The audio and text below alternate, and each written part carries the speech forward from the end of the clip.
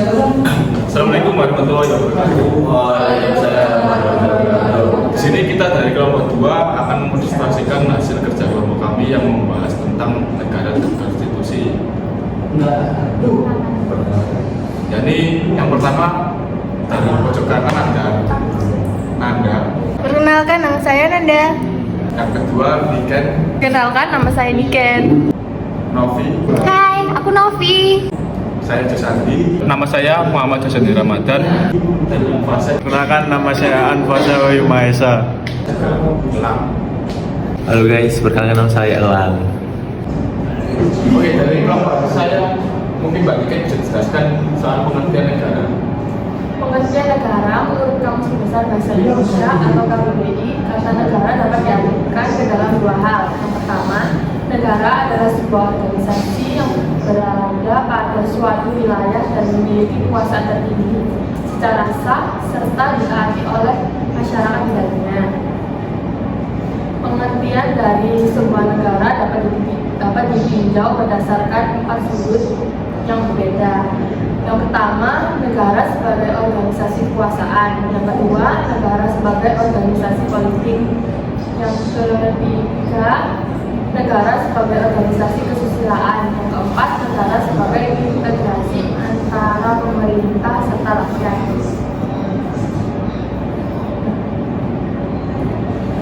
Oke, selanjutnya saya akan menanyakan unsur-unsur berdirinya negara. Mungkin ada yang bisa dijelaskan. Ya, unsur-unsur berdirinya negara yang termasuk dalam unsur negara ya elemen dari suatu organisasi negara atau hal-hal yang dianggap perlu untuk terbentuk suatu negara. Yang pertama, penduduknya itu tetap.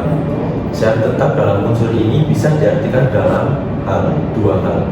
Yang pertama, penduduk menjadikan wilayah yang ada sebagai dasar untuk menentukan tempat tinggalnya. Dan yang kedua, wilayah itu sebagai tempat tinggal yang dapat diajukan tuntutan sebagai lingkungan tertentu. Yang kedua yaitu wilayah. Tidak ada ketentuan yang pasti beberapa luas minimum suatu wilayah untuk dapat ditetapkan sebagai salah satu unsur yang membentuk sebuah negara. Yang ketiga yaitu sebuah pemerintahan. Menurut Crawford juga persyaratan bahwa sebuah negara yang dianggap ada mempunyai pemerintahan yang efektif bisa dianggap sebagai hal yang sentral dalam klaim telah terbentuknya sebuah negara. Maka pemerintah sendiri dapat dikaitkan dalam hubungan kepada dua hal. Yang pertama, meliputi lembaga-lembaga politik yang bertujuan untuk melakukan pengaturan dalam komunitas yang bersangkutan dan melaksanakan tugas-tugas yang ditetapkan dalam aturan hukum. Dan yang kedua, menggunakan prinsip efektivitas, kemampuan untuk menjalin hubungan internasional dengan negara lain. Sebagian ahli menyebutkan bahwa syarat yang terakhir ini merupakan unsur deklaratif dan bukan unsur konstitutif berdirinya suatu negara. Dari sini mungkin sifat-sifat negara ada yang bisa dijelaskan. Oke, mana? Silakan. Sifat-sifat negara ini adalah tiga. Yang pertama, sifat memaksa. Sifat negara yang pertama adalah sifat memaksa. Negara berhak untuk menggunakan paksaan agar seluruh komponen bangsa mematuhi aturan dan undang-undang yang berlaku. Tanpa adanya sifat paksaan ini, maka akan ada banyak warga yang bertindak sewenang-wenang dan tidak menjalankan aturan hingga menciptakan kekacauan. Yang kedua ini sifat monopoli. Negara juga memiliki sifat monopoli.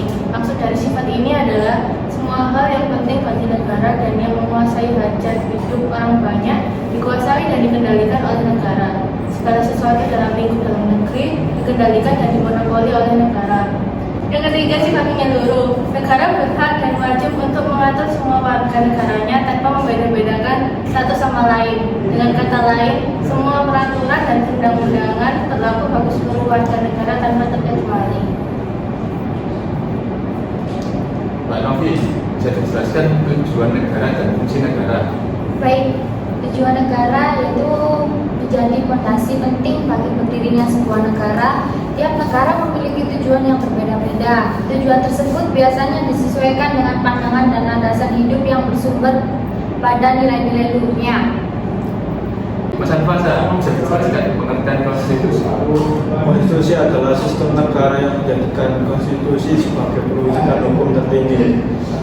Indonesia merupakan negara yang menganut hal tersebut sesuai yang dimuat dalam Undang-Undang Dasar tahun 1945 pasal 1 ayat 2 yang menyebutkan bahwa kedaulatan berada di tangan rakyat dan dilaksanakan oleh Undang-Undang Dasar. Mbak Novi, saya ingin bertanya mengenai konstitusi memiliki dua jenis berdasarkan pemilunya. Mungkin bisa dijelaskan. Konstitusi tertulis merupakan kumpulan aturan pokok dasar negara, bangunan negara dan tata negara yang mengatur perkehidupan satu bangsa di dalam persekutuan hukum negara. Contohnya yaitu ada UUD 1945, UUD RIS atau UUD sementara. Yang kedua yaitu konstitusi tidak tertulis, yaitu di mana yang tidak tertulis dapat juga disebut sebagai konvensi. Konvensi sendiri memiliki pengertian sebagai kebiasaan sistem tata negara yang sering ada dalam sebuah negara.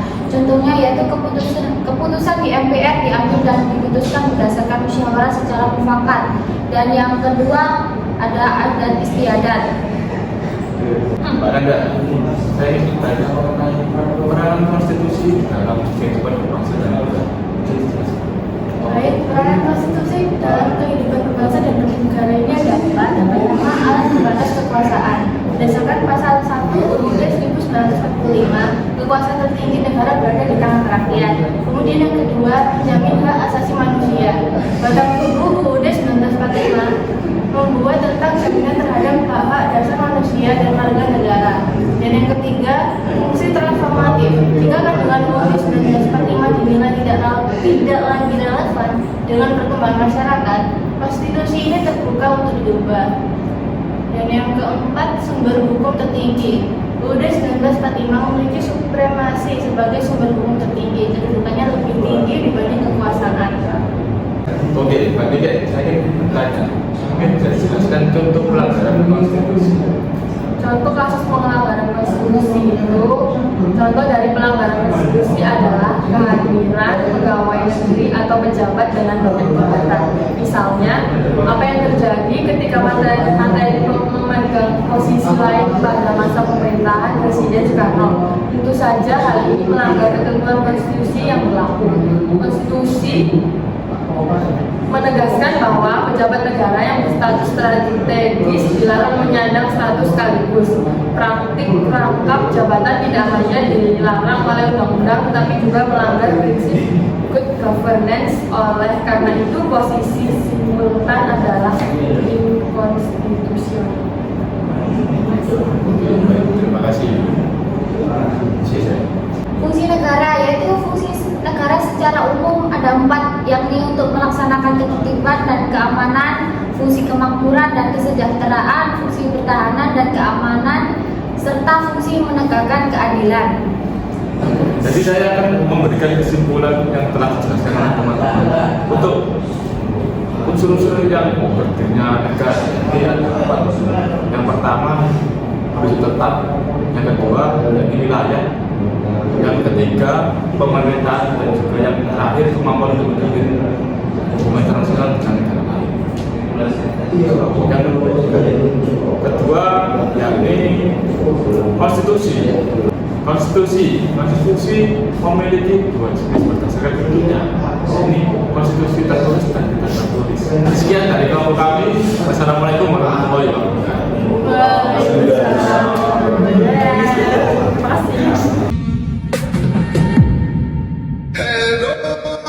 Halo teman-temanku semuanya, terima kasih telah menonton video presentasi kami.